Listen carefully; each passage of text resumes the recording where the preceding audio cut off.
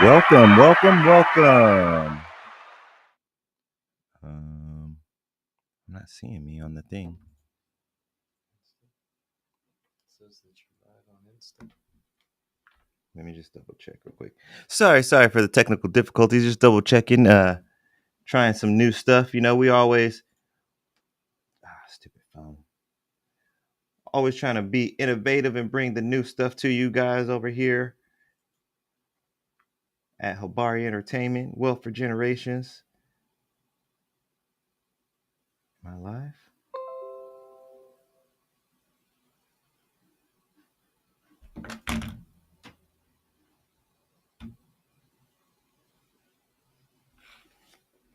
I'm not seeing anything on the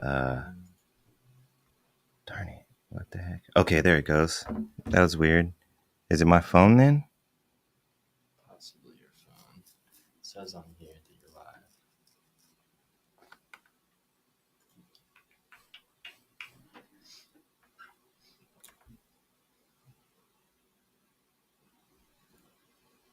live. Alrighty. I don't know why my phone is looking like it's not working. Oh, cause my okay. Sorry, people. Sorry about that. I think it might be my phone. My phone is buffering. So I just want to make sure y'all can view me. Just want to make sure. We got to make sure.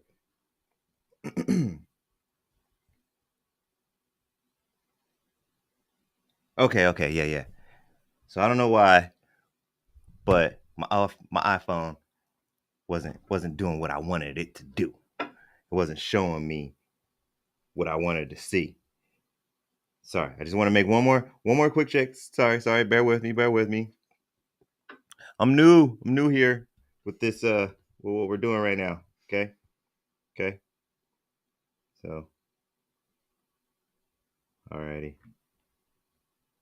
I think we're going. I think we're at least live on Facebook. All right. Okay, so everybody, thank you and welcome to the next newest greatest episode of Wealth for Generations. Yes, baby, where we talk about wealthy things and healthy things. We are planting seeds for our seeds out here. This is our very first episode without Frank. Bittersweet symphony that's life. Yes. So it is a bittersweet symphony for me, indeed. I'm very happy for my homie Frank. He's going to be making some big boy moves, trying to expand the wealth for generations. He's going to be heading out to Argentina on the 12th. They are finally finalizing up all their things to get on that boat and do it. Um, I told you no the first time. Why are you asking me again, laptop? It's not nice. Now you're being rude. But yes, shout out to Frank and the Hardy family. Hopefully you guys have a smooth, safe cruise. And I'll be here. I'll see you when you get back, homie. Or I'll see you when we get you on the digital. But without any further ado, let's get some round of applause for the returning champ, my new engineer of all engineers, Mr. James Marrero. Yes, sir. How you doing today, sir? I'm doing great, man. How are you? I'm doing great. I'm kind of mourning, technically a little bit. Lost another co-host, another one. But it's all right, over here at Wealth for Generations, it's all about um experiences, man, and spreading knowledge. And Frank is doing exactly what the purpose of this is. I didn't create this podcast with the idea of a lot of people don't know this, but I didn't even create this podcast with the idea of me being the host the entire time. I didn't even want to be the host. Like, I didn't want to host this. I wanted to help create it, but I don't like toot my own horn, but I'm kind of good at this kind of stuff. And um but yeah, I wanted to create this and have it be something that was going to be long lasting and going for years upon years, decades and decades. But it doesn't matter who's in this chair. It doesn't matter who's in that chair. It's the thought process and the mindset of wealth for generations that's supposed to keep on going and going and going and going.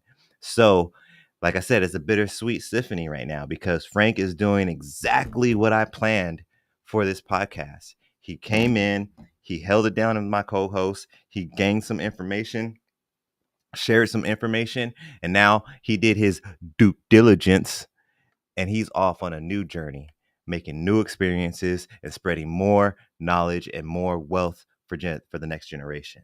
So let's give a round of applause for Frank, even though he ain't here. Mr. Frank the Tank, the Juggernaut.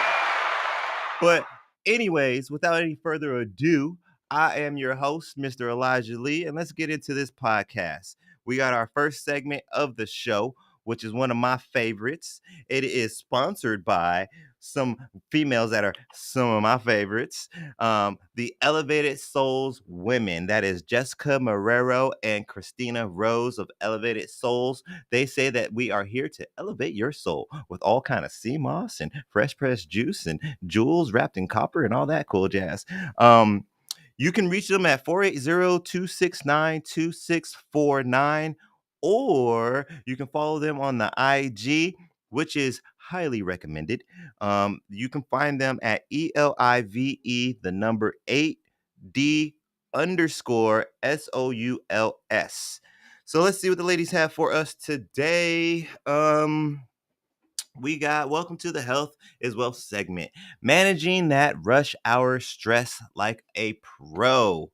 So, not everybody out there is driving, but everybody can relate to traffic being stressful. So let's see how some steps and some suggestions to managing the traffic stress like a pro. All right, folks, today we're diving into one of the all-time great American struggles, rush hour traffic. You know that moment when you're gripping the wheel, your heart rate's hitting new heights, and you're shouting things you'd never say in front of grandma. Never. Sound familiar? But fear not. I've got some science-backed, unconventional science-backed, unconventional, and totally doable tips to help you keep your cool. Next time you're in a bumper to bumper madness, try these instead of stressing out. Just let it go. Let it go. However that song goes.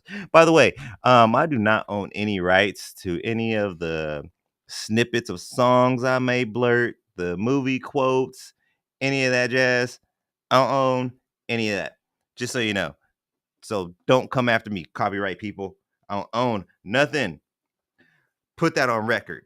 Number one, take the scenic route, however you say the word, or literally any other route.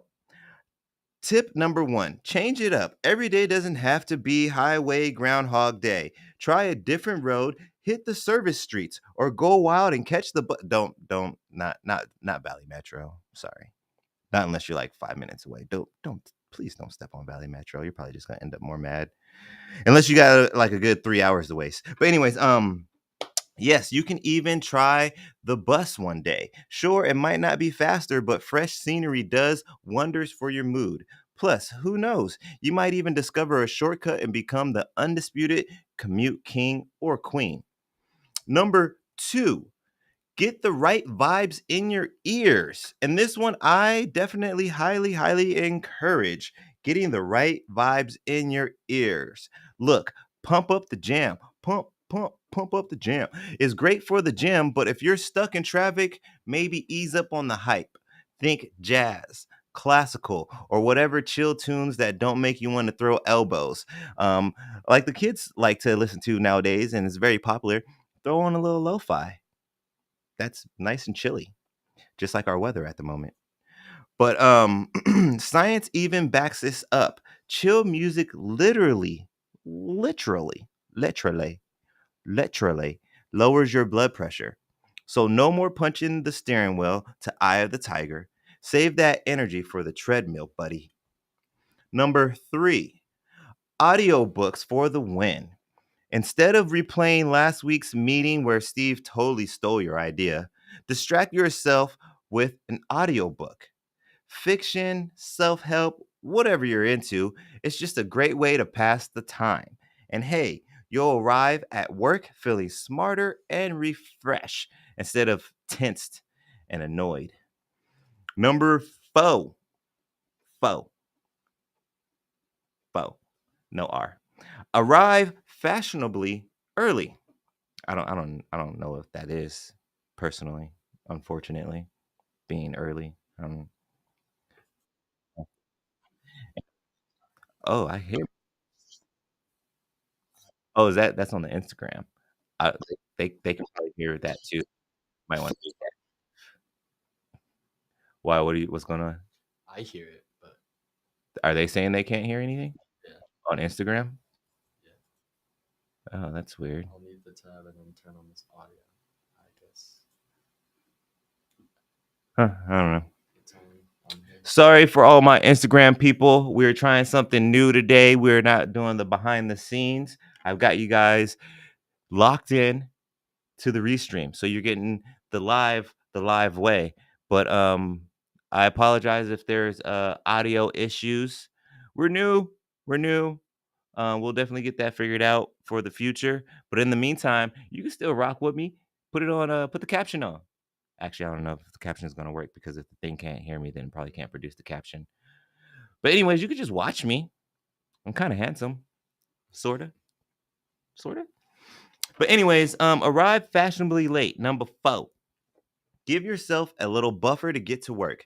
Show up looking like the Zen master of the office while everyone else is financially checking the clock, or I'm sorry, frantically checking the clock. Leave just 10 minutes early and you're saving yourself about 10,000 heartbeats and a whole lot of stress. Hop in the carpool lane if you can, okay? There's laws for the HOV lane, just so you know. If you can, hop in the HOV. Let's talk carpooling. It's like the mullet. It's like the mullet of commuting. Business in the front, party in the back. You save on gas, you get to vent about traffic with actual people, and if you're lucky, you're cruising in the carpool lane, less time on the road, less stress, and more money in your pocket.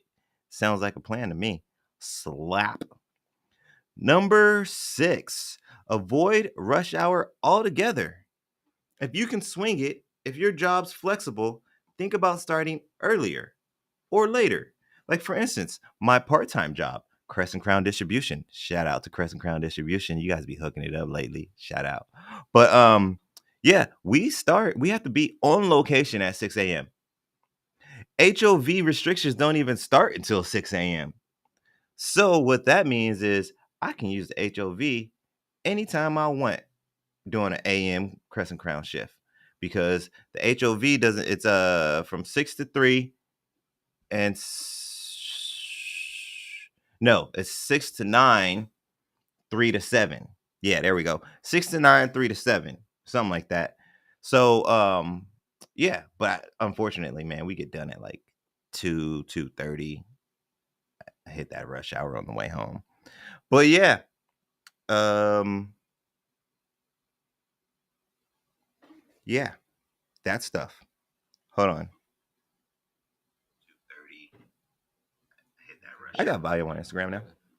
Okay, sorry. I just want to double check real quick. I got the volume on Instagram, so all those people who were saying whatever or you didn't hear me, you should be able to hear me now. So if your job is flexible, you can either start earlier or later to avoid the rush hour nightmares. Some places even let you work from home a couple days a week, so maybe once or twice a week, you just don't have to deal with traffic at all. Except for maybe going to get your kid from the school. But that's a whole nother set of traffic. Imagine you, pajamas, coffee, and zero traffic, and a laptop. That's all it is when you're doing remote work. It's like a mini staycation, and it'll do wonders for your sanity. So there you have it. Just a few little tweaks can turn your commute from stress-inducing grind to a peaceful cruise. So next time you're in traffic, remember these tips. Put on some smooth jazz, take a couple deep breaths, keep your eyes open this time though. Keep your eyes open. Because because listen, because that doesn't seem right. Because listen, you might not be able to control the traffic jam, but you can control how you handle it. Sorry, my brain wasn't registering the punctuation, so it didn't seem right at first. But that is going to wrap it up for the health is wealth of the day. Um, Mr. James, can you relate to? I know that you're not necessarily out there driving right now, but can you feel like you can relate it all to the stresses of traffic out there in this world? Yeah, I mean, being on a like usually when I would lived in Aspen, I would be on a bike, and Mm, when there was hella traffic, it was scary because mm-hmm. there's so many cars flying by and they're trying to get to where they need to go, and they don't see me. And yeah, listening to music made it a lot less stressful for sure. Definitely, definitely. Yeah, man, and man, I keep my fingers crossed and kudos to all you people out there on any form of bike, whether it be a bicycle, a crotch rocket, a cruiser, a freaking razor, whatever it is, man. Because y'all, I know sometimes you gotta do what you gotta do, but it's a scary world out there. I'd much rather be in a fully covered vehicle, just in case of any accidents. I'd rather be in a fully covered vehicle, preferably my compact SUV, because it's not too small, but it's not too big. But that's gonna wrap it up for the health is wealth. Is there anything? Sorry, James. Is there anything from that list that besides the music that you think you might want to incorporate in your future commuting? I mean, if I'm able, like, I really like the idea of HOV, just like having Hmm. like carpooling if I can. I mean, that's one of the big things. I want to make a bunch of friends here and just bring them along. Yeah, tight, tight. Yeah, man, and too, learn the times too. You know what I mean? Because I see it all the time. People are driving and like not using the HOV lane, and it's like a Sunday afternoon. It's like it's only valid Monday through Friday, right? Monday through Friday. Saturdays you can use the HOV all you want, and there'll be all kind of traffic in the middle of the lanes, and HOV will be open. It's just like, what are y'all doing? But yeah, HOV is nice. Make sure you got some cool music. It doesn't always have to be soothing. Some people calm down to freaking death metal. If that's your bag, that's your bag. Whatever gets you in a calming mood. You may want to scream at the top of your lungs and possibly damage your Adam's apple, but or your vocal cords. But that's up to you, you know? I don't like screaming that much, but some people do. Let's move it on down the road to the wealthy wisdom, though. Today, we are talking about some interesting things on the wealthy wisdom. So, first and foremost, I want to state that this is wealth for generations. We deal with a lot of entrepreneurs. I would like to call myself some sort of an entrepreneur as well. But being an entrepreneur isn't for everyone. You got to understand that. Being a boss isn't for everyone. Being a person in lead in command isn't for everyone. Sometimes some people just need to be in place. Some people like to be told what to do to a certain extent. So, I don't know if you guys have been rocking with me that long or if you remember, but months ago, maybe it was actually probably about a year ago, I did a segment where we were talking about ASU changing their focus towards the tech world. Here to give you guys an update for all you people who are not into the entrepreneur world, but still want to build some wealth for the next generation. So I came across this thing. It was released 2 days ago. And these are some of the tech salaries out here in Arizona. And when I tell you tech is the new way, tech is the new way, bro. Like, man. Now, if these people are offering like pensions and stuff like that, man, if you are not an entrepreneur and you like technological things, this is the route for you. So, all right, folks, let's talk about tech salaries in Arizona, where the sun's not the only thing blazing hot. Those paychecks are too. It turns out some Arizona tech pros are making serious six figures. Yeah, six figures, the kind that make you rethink that vendor business you were considering. Let's break it down, shall we? Software developers, the big kahunas of code. These are your app wizards raking in an average of $128,000 a year. On average, this position makes $128,000 a year. So that's not even talking about the top guys who are probably making like a quarter to half a million a year. Yeah, that's six figures for making sure your food delivery app doesn't crash mid order. They're the silent force keeping society running smoothly, even if your love life isn't. Computer networking architects, the internet builders, which is very, very important for you entrepreneurs out there. So if you can double dip, why not? Why not be an entrepreneur that builds websites for people? Psh. Next up, at $124,500 a year, the digital architects. These people design the networks that keep you online, aka preventing the apocalypse by keeping your Wi-Fi alive. If you've ever had a Zoom call that didn't freeze, you got these folks to thank. And that is 124,000 annually on average for that position. Next up, we have database architects, keepers of the data. Database architects pulling in $121,000 on average a year are the guardians of company secrets, from your favorite toothpaste to why you gave up on that show after season 2. They're like digital librarians, except they never tell you to be quiet, and they can search faster than you can spell database.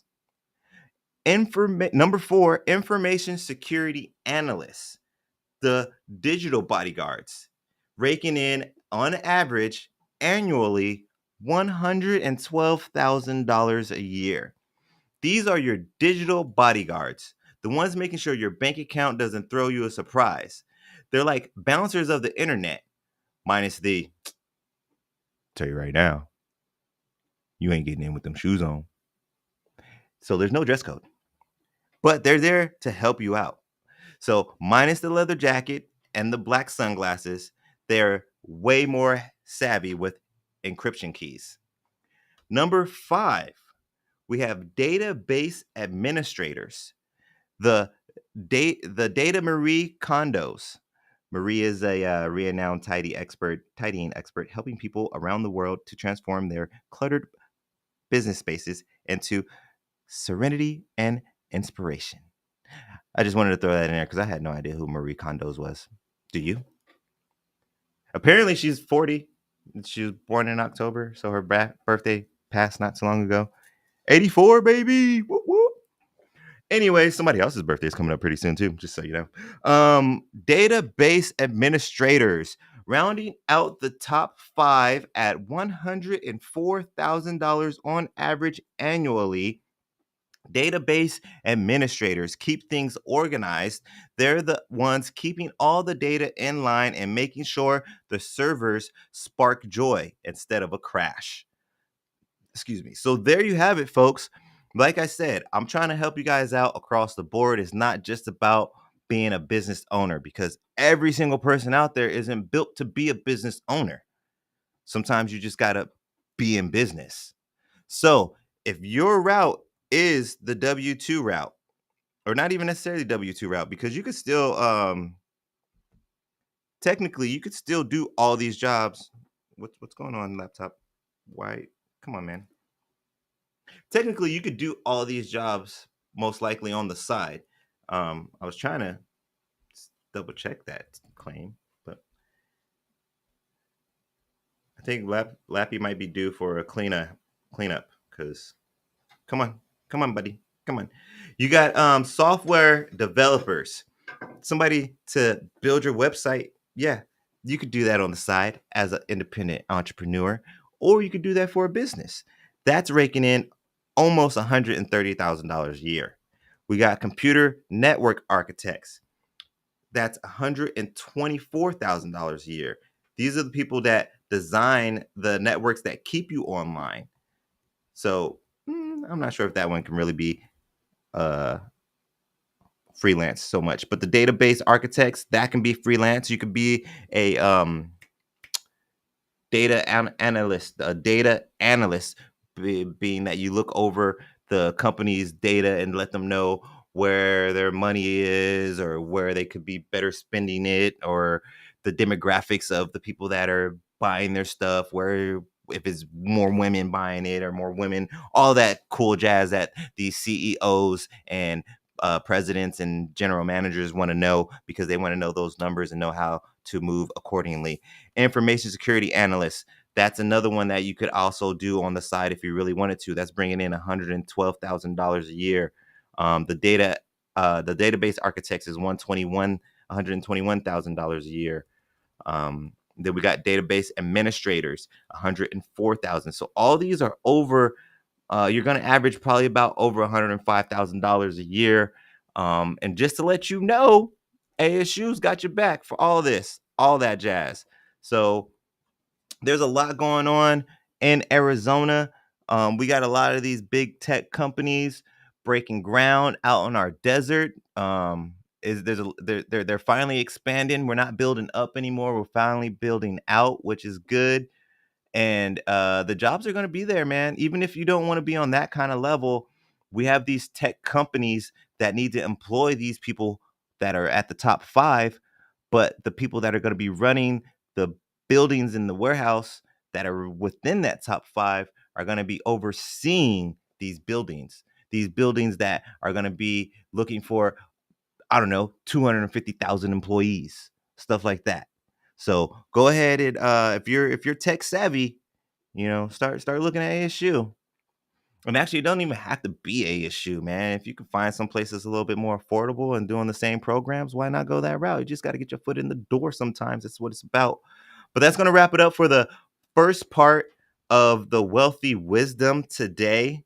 Um, James, are you familiar with any of those, or interested? I know you're pretty tech savvy. I know you're more on the camera end, but have any of those ever sparked your interest, or do you know anybody that might be going towards that field or anything? So one of my friends from Colorado, he is going to MIT Mm, for software engineering. nice. So he learned like I think four different languages for code. He learned C++, he learned Python, he learned Ruby, he learned something else. But yeah, no, he mainly works in C++, which is like they're paying a lot of money for Hmm. software engineers right now that know C++ because that's like the main coding language because it does math very well, I think. Hmm. So yeah, uh, That's dope. That's dope. So y'all keep an eye out, man. You might randomly see James in a posse on a yacht or something. Like, who's these guys? Like, oh, this is just my buddy. He made the newest app. He made the newest rideshare app that's booming right now. We're just out here enjoying ourselves. He rented this yacht for us, or we bought out the Phoenician. But yeah, man, yeah, that's where life is going, yo. So the reason I put that out though is because we're about the generations, wealth for generations. So if you have the younger ones at home, your teenagers, or even your adolescents, if they're showing interest in the tech world, that's what the future is, man. That's what it is. Don't get me wrong though either. Like there's still stuff, especially out here, there's still certain things that pay very well and are very important. Like electricians are very important in general, not just Arizona. Plumbers, electricians, plumbers, they still do very well and they're very important. Something that's very, very, very important, especially out here, and they make a lot of money. HVAC, refrigeration, air conditioning, stuff like that. That's another good one. But that's what we're here about. Wealth for Generations is all about trying to help you guys out, whether it be the entrepreneur road or it be the worker road, however you want to define it, the W-2 life. Um, or if you want to do both, there's people out there. Shout out to DJ Trotter. I know he's out there doing both. He's got his morning job, and then shoot, at night he might be at your house 7 o'clock at night, dropping off some wings and mounting up your TV. You know what I mean? You got to be multitasking. Shout out to DJ Trotter. But that's gonna wrap it up for the first part one of Wealthy Wisdom. Now we're gonna go on to part two, which has me at such a contradicting mindset right now because it's like I'm so happy that this is about to happen, but it's only gonna get worse before it gets better. It's one of those situations.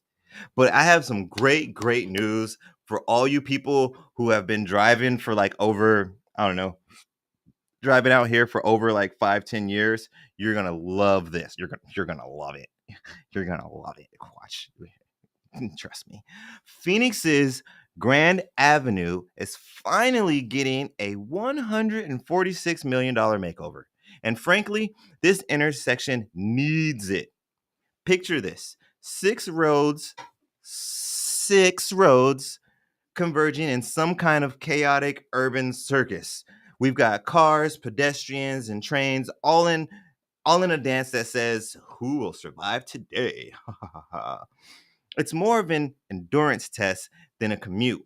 But now, thanks to Uncle Sam's cash, we're finally taming Phoenix's infamous six-tailed fox. No relation to the nine-tail. For anyone who's ever waited at this intersection, you know it's not just a quick stop, it's a lifestyle.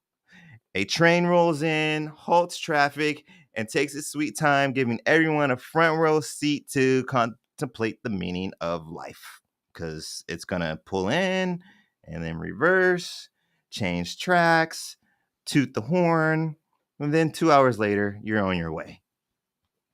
But luckily, Senator Mark Kelly and Representative Ruben Galago promised this upgrade would save time and improve quality of life because at this point, that area, uh, yeah, it needs some love. It needs love. Here's the plan. They're going to give 35th Avenue an actual lift to soar above Indian School Road and Grand Avenue, giving this urban life Rubik's Cube a major upgrade. Get it? Uh, upgrade? Because it's going to be over. Anyway, traffic will flow into a simple four-way intersection instead of a six. And those pesky railroad crossings, gone, gone, just like NSYNC, gone. No more train block traffic. Say it again for the people in the back. No more train blocking. Phoenix drivers, use your blinkers. Eh, sorry, and rejoice, but use your blinkers. Please, please use your blinkers. But wait, there's more. There's always more. We're getting wider ADA friendly sidewalks, fancy new bus pullouts, because someone said the bus pullouts game was weak. Anyways, also bus shelters for riders and freaking BNSF Railway. They threw in an extra $5 million on top of that. I guess they were even tired of the debacle down there. But here's the real kicker: safety. Right now, over 140,000 cars are playing daily dodgeball at this intersection. And not everybody can dodge a wrench. Just so you know, traffic is only expected to grow, fortunately and unfortunately. So, Arizona's Department of Transportation decided enough was enough. By 2026, this area will be safer, faster, and way less likely to wreck your mood before breakfast. So basically, Grand Avenue is getting the glow up it deserves, and soon you'll be cruising through without questioning all of your life choices behind trains. No more trains, please. Thank you. But yeah, man, that's oh man, I'm so excited and happy about that. But like I said, it's it's predicted to be done in 2026. It's Arizona construction, so it'll probably be done by 2028. And then they're gonna have to dig up all that stuff, and it's gonna be such a pain in the ass in the beginning. But I think it'll be one of those ones that's well worth it. Not like the fairway situation over on in Avondale. That I don't feel like that really helped that much, to be honest. The 202 helped. That one helped pretty good. And I think this one is gonna help a lot. At least, but like I said at the end, if anything, it's going to help with safety because a six-way intersection is just bonkers. And we have more than one of them. So hopefully they end up trying to hit a couple of spots on Grand Avenue because that's not the only spot that's like that on Grand Avenue. Grand Avenue cuts through the whole valley for the most part. It starts at like what is it, like 90 something in Olive or Peoria and comes all the way down to like 15th or 7th Avenue and Van Buren. Literally cuts all the way through the valley. But I'm glad that they're trying something, and that's awesome. It's awesome. I just wish that we're all magicians or something, and we could just be like, bloop, done. Because as great as it sounds, damn it, man, it's gonna fucking suck. It's gonna get way worse before it gets any better. Way worse. But it is what it is. I'm happy it's gonna happen. It's all love. But that's why we were going over the traffic stress and stuff like that in the beginning because this right here, this is going to be a big traffic stress removal for sure. I'm excited about that one. Have you happened to experience that intersection? Are you familiar with that intersection, James? No, I don't actually know. That place is just everything about that intersection is like just like I said before, that area um hmm Just scary and yeah. dangerous. Yeah. It's not just the traffic either. Uh, um yeah, let's just say between 35th Avenue and 43rd Avenue, anywhere north or south, you can probably find some rough stuff going on. Anywhere but anywhere you go between 35th and 43rd Avenue, it's like one of those miles where it's like I don't know, ghetto people just gravitate towards it. No disrespect. No disrespect. I used to live on 43rd and Dunlap. But but yeah, it's not the greatest area. So they could definitely use some love. The bus pullouts are a big thing as well. I don't know about you guys, but I hate being in traffic and then all of a sudden you're going and a bus has to stop in traffic on the road to pick up or drop off people. The bus cutouts is when you get that little curve up in there and the bus can get its big old BBL out the way and y'all can keep on going and it can do what it needs to do. But that is going to be really awesome. I really hope that it does go quick and smoothly. I really hope it doesn't go the way I'm thinking because we're just slow with stuff a lot of times. But then again, we're really quick with stuff sometimes. I see these freaking apartment complexes going up in 2 months. You know, you got a freaking 800 unit apartment complex in 2 months. So let's hopefully we can do that with this. Even though we got to like create a whole fucking bridge and but it's gonna go fast and quick, right? mhm. But that's gonna wrap it up today for the wealthy wisdom. Hopefully you guys grab something out of there and do your due diligence and apply it to your life, whether it be praying at night that this Grand Avenue construction project goes smoothly, that'll be helpful, or just spreading the information about the tech world jobs. You know, we all probably have some um low. I don't want to say it like that. That sounds kind of negative. We probably all know someone in the generation under us somehow, whether it be a friend's kid, a niece, a nephew, your own kids. Just spread the knowledge. It's what it's all about. Spread the knowledge. But that's going to wrap it up for that one. And we're going to roll into the last segment of the shizo. How are we doing on time? I feel like I'm going fast. It's 39 minutes. I am going fast. Um, that's fine though. We don't have a guest today, so it usually goes a little faster when I don't have a guest. But we got wacky wealth coming up, and this one right here, man, I haven't been able to work this in a few years, but this is one of the events that I actually used to love working because one day I'll be there, but excuse me, financially, it's just not the elbows for me to be rubbing with. But Barrett Jackson, man. Barrett Jackson. They just wrapped it up. I believe it was towards the end of October is when they wrapped it up. Have you ever heard of the Barrett Jackson show, James? I have not. Oh man, if you ever get a chance, you like cars, right? Uh, If you ever, and this is like, um, I want to say cars of all levels, but there's not really street cars. Like you're not really gonna like see low riders and stuff, mhm. but you'll see like collectibles, Uh, like movie cars, yeah. like celebrities cars. Mhm. Like it's crazy. It's tight. There's so I've seen I worked it before and I've seen people some NASCARs got auctioned off before. I saw one year, the last year I worked there, they had the Ghostbusters car there. Um they auctioned off the Eleanor car from Gone in 60 Seconds at Barrett Jackson. Alice Cooper usually comes out and brings something. He usually brings a vehicle out to auction off almost every year. Shout out to Alice Cooper. He's a native, if y'all didn't know.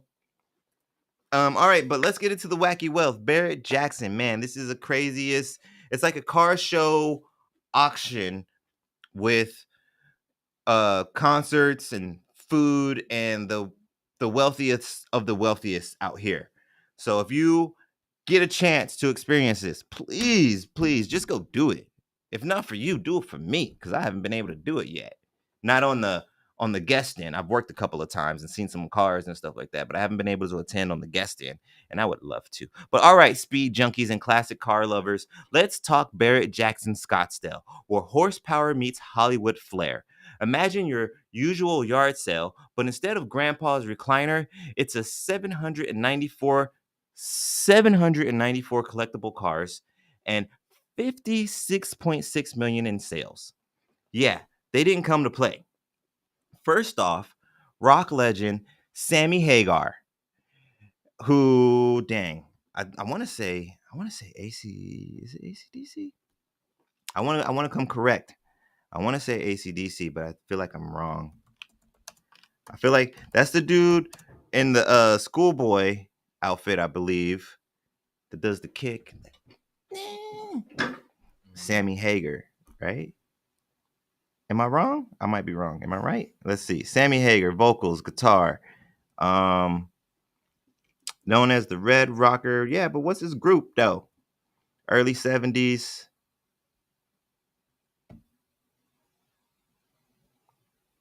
Who's gonna beat me to it? Somebody gonna comment and beat me to it?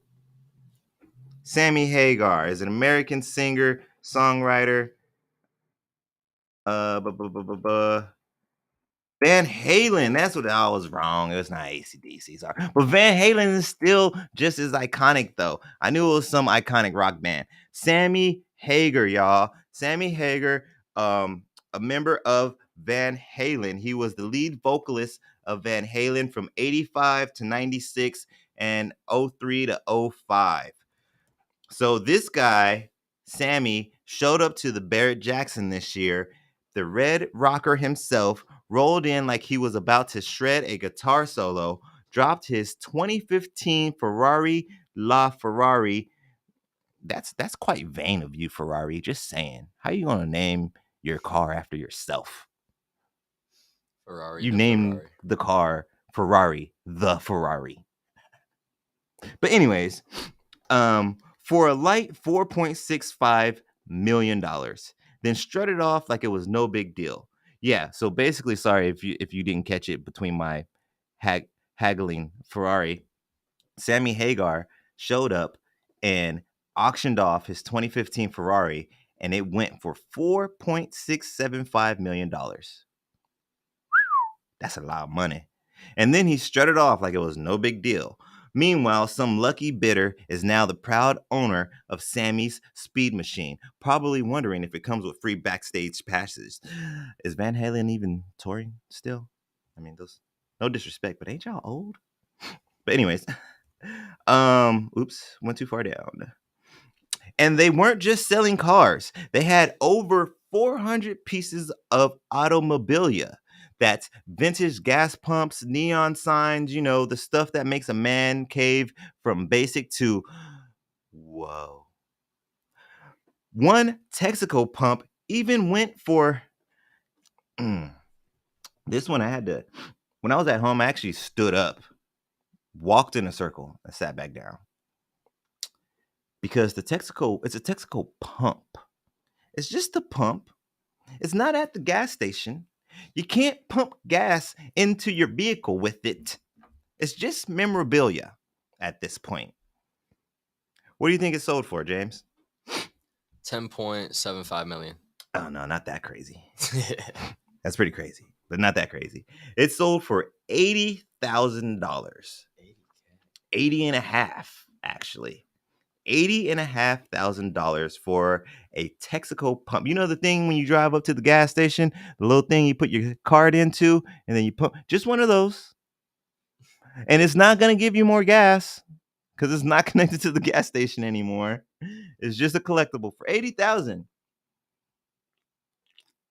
But like I said, Barrett Jackson, man, it's the wealthiest of the wealthiest in Arizona when you come out. So this guy that probably dropped 80, he was like, psh, what do you mean, $20 for it?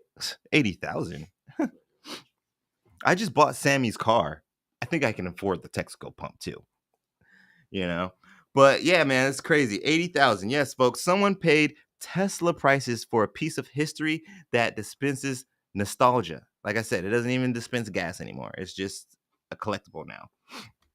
Top sales. Besides Sammy's Ferrari, there was a 2019 Ford GT going for $880,000.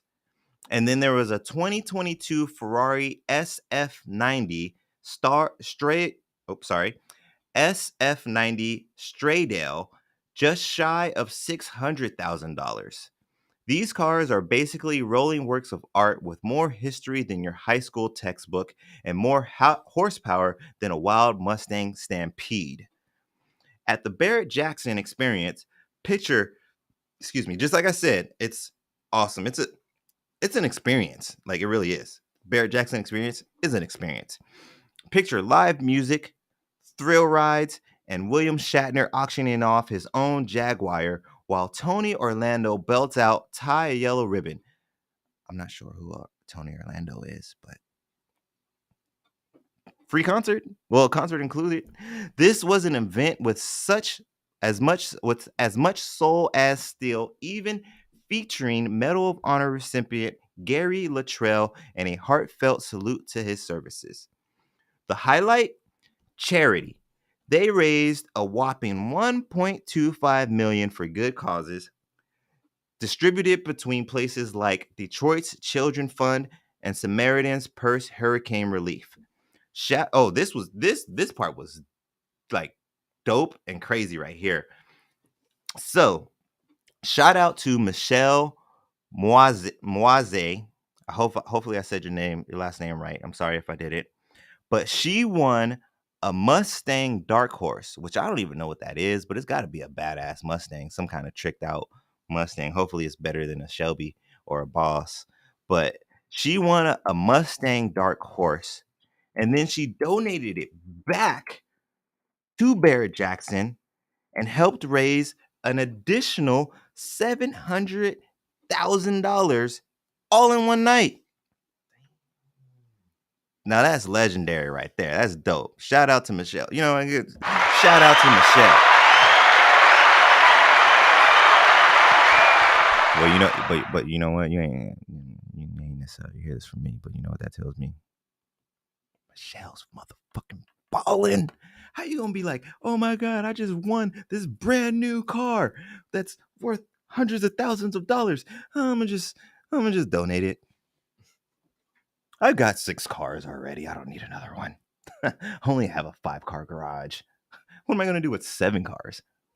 What do you think? I'm silly? Craziness. Crazy. Shout out to Michelle, though. She won a Mustang Dark Horse, donated it back, and then the vehicle raised $700,000 for the charities in one night. That's awesome. Awesome. Craig Jackson and Steve Davis closed out the show with a promise. Barrett Jackson is about more than cars. It's about community, legacy, and giving back. So mark your calendars for January. Who knows? Maybe next time Sammy will show up with one of his jets. But yeah, man, that's Barry Jackson for you. That's crazy, right? They hold it at Westworld in Scottsdale. It's like off the 101 in Frank, I think. Frank Lloyd Wright, something like that. It's kind of out there for us West Side people. But man, if you get the opportunity and the chance to do to even work Barrett Jackson, because I even enjoyed it working Barrett Jackson. I did it. I worked in the kitchen, but they give you a break. You know, you get a little break. You can get walk the property. I got to see all the cool cars. The last time I worked with them, I actually shout out to Brent. What up? But yeah, last time I was there, I was with Brent, and we actually were down on the floor working one of the stand or one of the concession stands, and that was really cool. I saw a lot more stuff going on. Normally I was up on the hill in the house feeding the man, like those people up in the houses, that's the wealthy people right there. Psh, they get plated dinners up there. They don't get concession stand. But anyways, yeah, man, if you guys ever get the chance to try out Barrett Jackson, definitely do so. Like I said as well, if you even can work it as an event, you're probably gonna make at least like $20 an hour or something like that. Cause like I said, it's the wealthiest of the wealthy out there. And it's coming back in January. So if you can check it out. But that is gonna wrap it up for the wacky wealth. What do you think about that, James? Is that something you think you might want to check out someday? The Barrett Jackson experience. Honestly, I mean, if I could, if I was there and I was ready and I was set to go, I would bring my camera Oh and I yeah, would go on a field day. oh yeah. You could definitely get some awesome, amazing shots out there Oh too. yeah. And then even too, sometimes I'm not sure if they set it up the same way every time, but if I remember correctly, the last time I went, they'll when they because they do this big old tent in the field, and then that's where they bring the cars in to do the auctions. But they'll pull the cars to a staging area, and it's just like out in the grass. Mhm. So I think like with your eye for the scenery shots, like that would be probably dope opportunity because they're just like sitting out in the grass with the sky behind them before they pull them into the tent, and they just kind of stage them out there, and then they pull them in. But yeah, man, that would be dope. Or even from the house too, because you're like up on the hill Mhm. and you're kind of looking down at the event. But yeah, man, yeah, Barrett Jackson is dope. Dope. But that's gonna wrap it up for the wacky wealth segment of the day. And that brings us to the last segment. I feel like it went way too fast. I missed you guys. But we'll be back, you know. We have some stuff coming up, so I definitely want to shout that out, give some shout outs. But without for any further ado, we're gonna go into the last segment of the show, and that is We Building Boy. It Yes, ain't sir, the yes, same. sir. It ain't the same. I know, right? It ain't the same. But it'll be back. It'll be all right. It'll be all right. It'll be all right. I got some candidates. Actually, before I get into the We Building Boy, just to let you guys know, I did post it on the social media, but Frank, he's not completely gone. He is just physically gone. But I would like to have someone physically in the chair.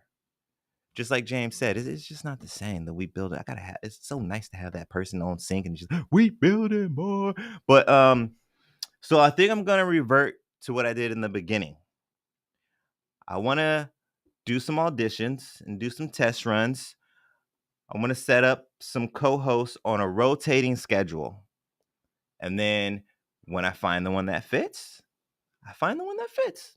Same thing that happened with Frank. I started off with a rotating bunch, and they kind of all did their own thing, and then I ended up with Frank, and then Frank stayed for majority of the first season. I want to say he was there for probably about 75, maybe almost 80% of the first season. But you know, shout out to my boy Johnny the Beard. He was a co-host. Shout out to Soraro Tattoo because that's where he's at now. So and that's the coolest thing about it though too. It's like I'm not butthurt about any of it because everybody elevated afterwards. And that's what this is all about. Johnny came in, was doing the co-host, and he was kind of in limbo about doing the tattoo shop and all that stuff now. And now he's successfully running Soraro. I think it's been about a year. Him and oh shoot, damn it. I'm gonna forget his name right now. God damn it. Don't hate me, man. Don't send the juggalos after me. Luis. Damn, I can't believe I forgot his name right now. But Johnny's Mm. business partner. I want to say Lewis. Damn it. I'm sorry, bro. I'm sorry. I don't know why I'm blanking right now. But shout out to Johnny. He was a co-host. Shout out to Jessica Marrero, my fiance. She was a co-host before Elevated Souls was fully going. So, like I'm saying, she's busy every weekend out there vending now.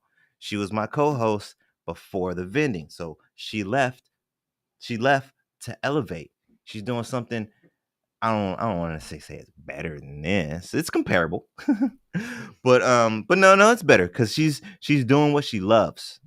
You know what I mean? And not to say that she wouldn't be happy doing the podcast, but she loves making that sea moss out for people and connecting with them and talking health conversations and all that jazz and being in that health vendor world. She loves it and she thrives out there. And I'm very happy for her. I'm also very happy for Johnny because yes, he would be down to do the podcast, but he thrives in that tattoo world. That's where his passion is. That's where he is. So kudos to him as well. My boy Patrick, he was a co-host as well for a while. He left to handle some personal things and to pursue some financial gains, which he is on route to completing. He's actually I don't want to put too much out there, but we've been in contact and I'm trying to get him to come back actually. That would be awesome if I can get Mr. St. Patrick back on the team. Oops, I dropped the ball. But yeah, shout out to him. So yeah. And then shout out to Frank.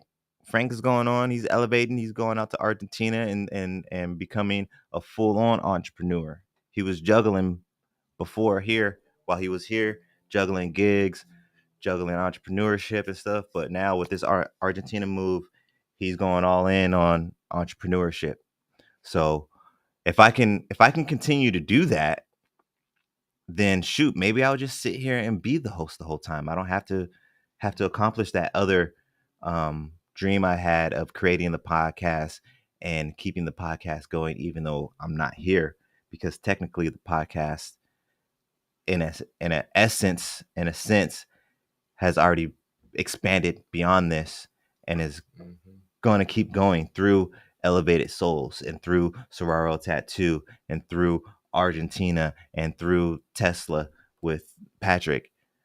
So if I can bring somebody else in and have them enjoy themselves, gain some information, and then elevate and go on to bigger and better things afterwards, maybe that's just my job.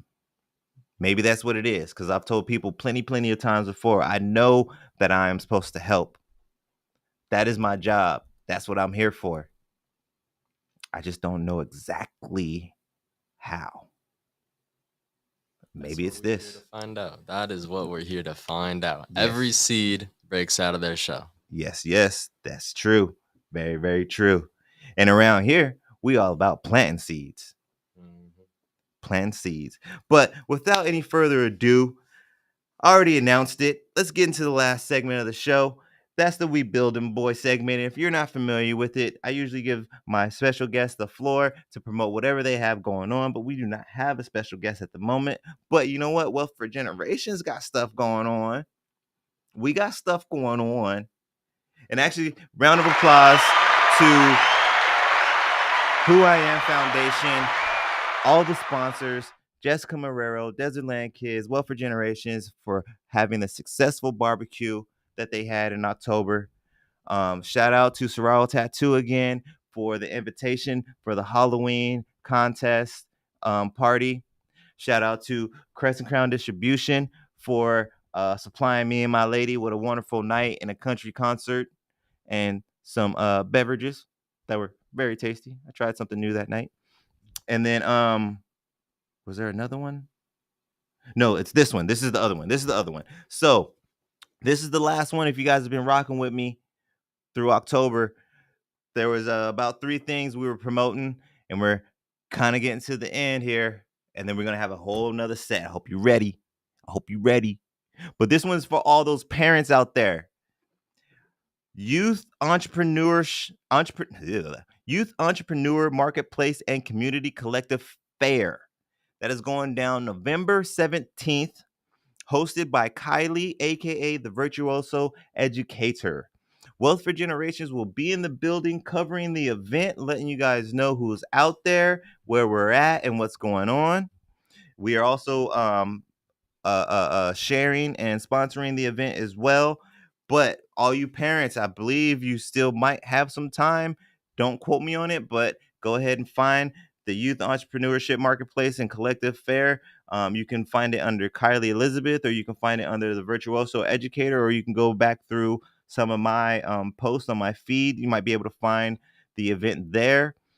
There may be spots left for youth entrepreneurs, but if you have any youth entrepreneurs in your life, encourage them to attend this. Even if they're not going to be a vendor, they could come and be thinking about doing it and then see someone out there that's doing something similar, and boom, that sparks their discipline and their motivation to do it.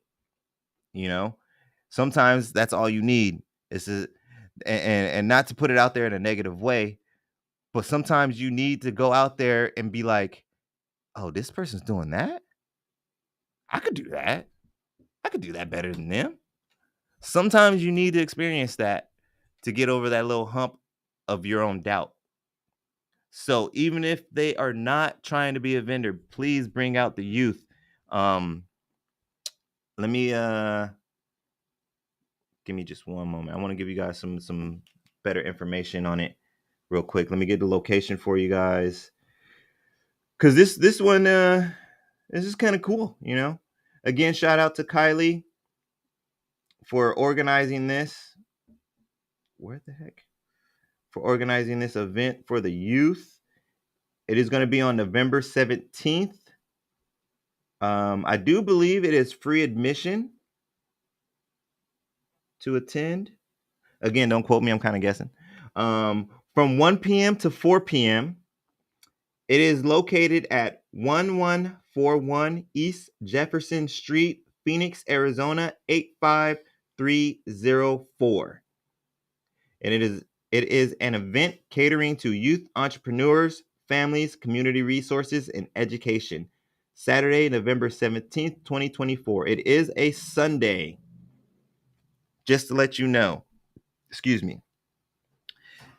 And you guys can see, if you go online, and if you go on Facebook and type in Youth Entrepreneurs Marketplace and Community Collective Fair, it should show up as the actual event. You can get the tickets there. I just saw that actually. Ticket. So let's see. Actually, is there? Oh, yep, it's free. But you might still want to go on Eventbrite and do the tickets. I'm not sure if Kylie might be trying to keep count, make sure she has a good turnout so she can do it again. So if you guys are going to attend, please make sure you go through the Eventbrite, because they're probably trying to keep track of the attendees. But it is free admission. You can see right here. I'll show you right here. Or I don't know if you can see that, but just make believe you can see the details. But that's my phone. And it's free admission, all ages. I'm not seeing anything about vendor spots still available or not, but you could probably reach out to Kylie, Kylie Elizabeth, aka the Virtuoso Educator, the Virtuosoeducator. You may be able to reach out to her to get the final answer on vendor space. But yeah, man, I'm not sure if you're gonna be available. You're probably gonna be working, right, James? I was gonna say I don't know if you can, but you might be. It might be a good idea for you to try to make it out, make some connections and stuff. I'm not sure what the age is looking like though. Like if it's gonna be a full mix. Because I remember I went to one with your sister. It wasn't Kylie didn't put this one together, but we took Alyssa to one once about a year ago or two, and that one was pretty mixed, like as far as age range. Yeah. Like it was like I remember seeing some kids that were like 9, 10, 11 years old, and then also seeing teenagers and stuff too. But I was gonna say, if you can, it might be a good spot for you to connect with some businesses and talk about your photography skills and recording skills and stuff like that. Businesses always need marketing and commercials and all that jazz, you know. But yeah, also too, maybe mention it to Alyssa. But that's gonna wrap it up for the We Building Boy segment of the show. And actually, that's going to wrap it up pretty much for the show in general. Let's get a round of applause for the returning champ, the engineer of all engineers, Mr. James Marrero. Thank you, sir, for being able to come in and engineer the show and hold it down for me. Thank you very much. Appreciate it. Yes, man, of course. And then let's get another round of applause for you guys, all of y'all out there, and Facebook, Instagram, social media land. Thank you to all my supporters, followers, people who share. Make sure to double back on that Wealth for Generations Facebook page and follow, like, help me hit that 2,000 followers. Help me hit the 2,000 followers on Instagram, and just help me hit 2,000 followers everywhere, because that's the first level, and then maybe I can start making some money. And I ain't gotta ask y'all for money. Don't that sound nice? But speaking of money, we got raffles coming up soon. We got scavenger hunts, or not scavenger. We got treasure hunts coming up soon. I'm just trying to wait. I was gonna do it as soon as it got cold, but then it started freaking raining. So I don't want to be putting out treasures and have it get rained on. You know, I don't. That would kind of suck for you guys. But stay tuned. It's coming. I swear. I swear. I'm collecting stuff to give away. So, but yeah, I think that's gonna wrap it up. Is there anything else? Oh, James, make sure you plug you. Yeah, man. You can go to Earth Through Aperture on Instagram, and you can hit me up if you need any photos, any videos, any of that type of stuff. I got hella ideas about, videography. I love doing that stuff, and I can edit too, and I can color grade too. I can do all of it. I know all the bells and whistles. So if you want any of that, hit me up. It's Earth Through Aperture. That's all. Yes, yes. And you're starting to try to get into like skits and stuff too, right? Yeah, Like yeah. doing. So if you guys need help, you the gosh, what are they called again? The not necessarily influencer, but social media people. Marketer kind of Not thing. marketer. I wanted to say like a public figure, I guess. Yeah. Those social media public figures. People are just putting up content, you know, that you're not necessarily an influencer, but you're just throwing up content. You're doing skits and funny stuff. Reach out to him. Reach out to James if you need somebody behind the camera to help you out with your skits, or even if you need ideas, help with ideas or anything like that. But on that note, I think that's gonna wrap it up for today. So you know what comes next? Peace.